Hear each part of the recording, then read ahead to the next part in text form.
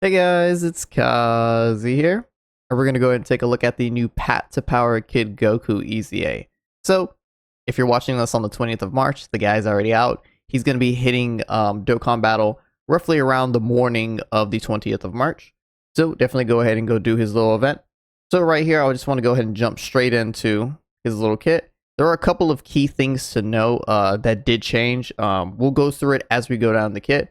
But specifically, he got an additional key on his leader skill. That's it. It's just like the 7th year anniversary LRs, to where they only gave them just like +1 key. They didn't want to do any shenanigans where like a 210% flat lead or nothing like that. They were like, nope, just give him the key and he'll be perfectly fine.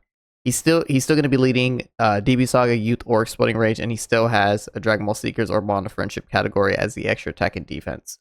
So right here for the super attack, it's going to be greatly raising attack and raising defense for 1 turn. It's just his basic super. He has 2 unit supers. He has one with Yamcha, Roshi, Oolong, Bulma, or Bunny Bulma. And he has another one with Hachan, which is Android 8, this guy right here.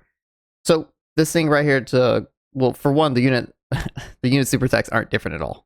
It's just the same amount of attack, same amount of defense, and then they also drop attack. And then the basic super attack is just raising attack by 50% and then raising your defense by 30%. So we just wanted to like briefly cover the super attacks. Like they obviously, yes, the multipliers are definitely bigger. But for the 2 unit supers in particular, there's no difference between them. It's just the animation. Like, okay, you have Yamcha, Master Roshi, you have this animation. If you have Hachan, you have this animation.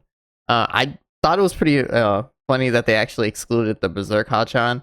I don't know why I thought that was in there. I just thought Hachan, but nah, this makes sense. It's the same thing as to where it's like, no Goku Juniors and stuff like that, or Goku Great Apes or nothing like that for certain unit super attacks. So yeah. Let's just go ahead and jump straight into the passive real quick. Big thing to note right here.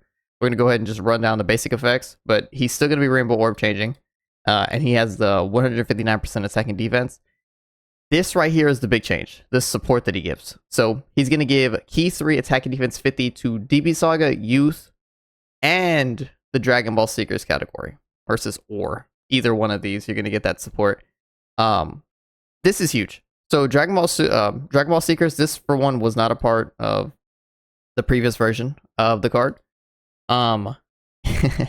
This is all the Daima characters, guys. This is all of them. Dragon Ball Seekers, let's just pull it up real quick. This is Daima. This is Daima. Like all the Daima characters are gonna be on Dragon Ball Seekers, pretty much for the foreseen future. And they're setting this guy up very, very well to actually work quite well on some of the future Dragon Ball Seekers / Dragon Ball Daima teams. So just want to go ahead and just pop this bad boy up right here. This is the brand new Goku we just got. He actually has a leader skill for all of the Gokus from Dragon Ball Daima, which is Earthbred Fighters, 200, 170 for attack and defense, and Key 3.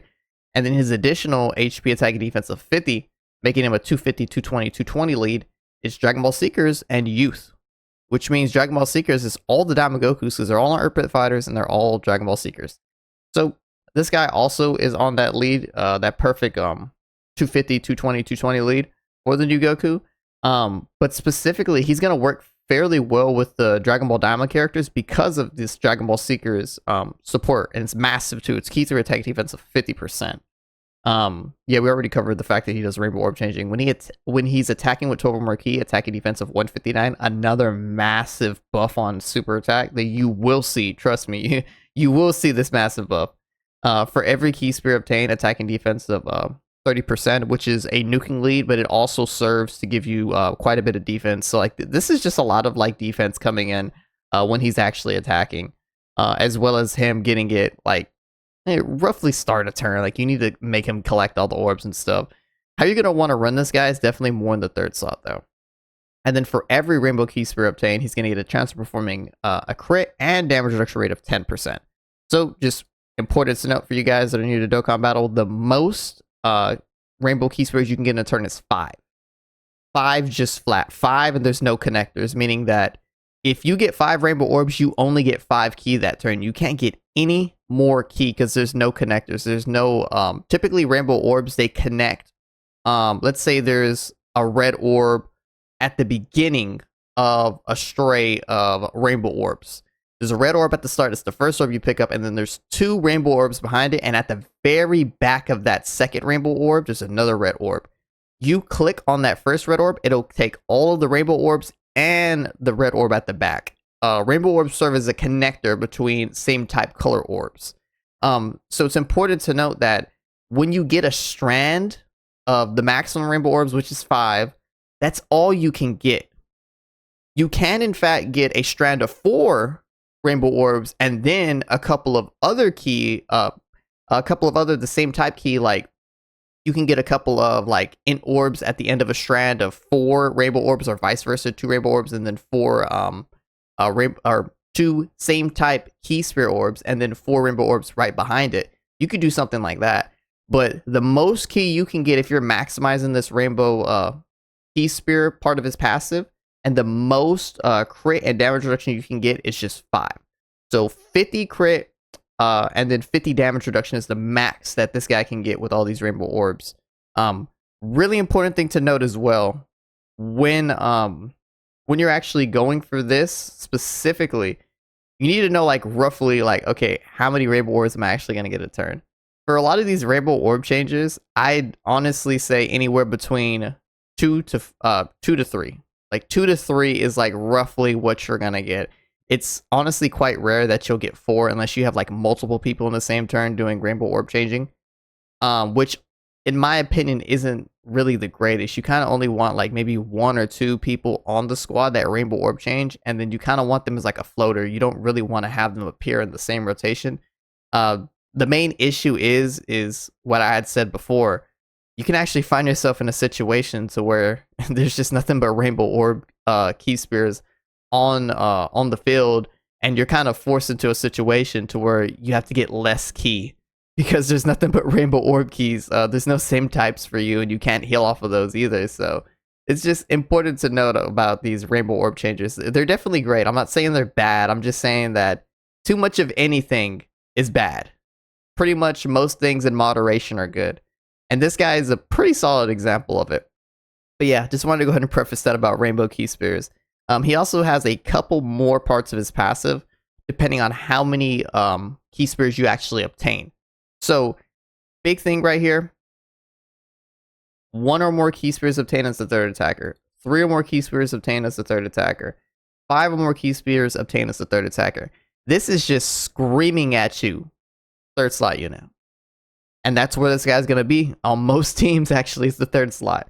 So with 3 or more key spears obtained, or just 1 key spear obtained as the third attacker, he's going to get a massive defensive buff, 159%.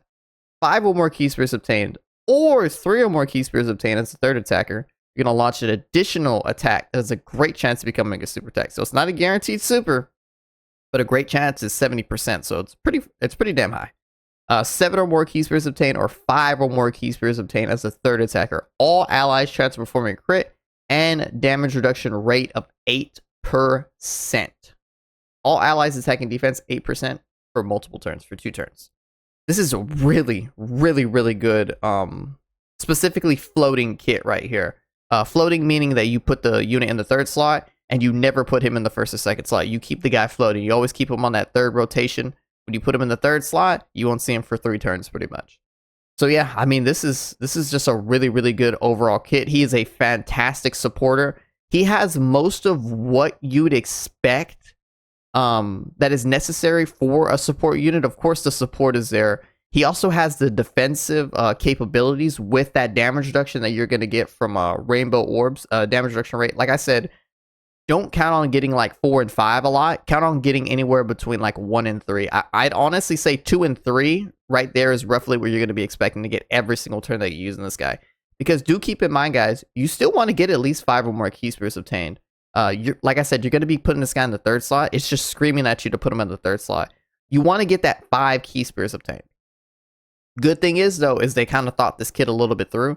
So if you do put this guy in the third slot, like I said, there was a limitation on how many rainbow key spears you can actually have in any given turn, which is 5. They thought it through. 5 or more key spears as the third attacker. Even if you get a full strand of rainbow orbs with this guy, you're still going to be able to get the maximum capability out of his kit. But yeah, guys, very, very good support. Excellent floater. Like I said, damage reduction to the entire team. He's great defensive capabilities, great supportive prowess. Extremely defensive too. Just like he's gonna have monstrous numbers after he super attacks. I'm sure somebody already has the calc out there somewhere on Twitter. But yeah, he has basically what you want. He has well, except for guard, but he has a fair amount of damage reduction. He has a great amount of defense, fantastic support for multiple different categories, and he has a very, very good and bright future for the Dragon Ball Seekers support that he's giving. But yeah, guys, that's gonna be it for the video. Like, comment, share, subscribe, and I'll see you all later.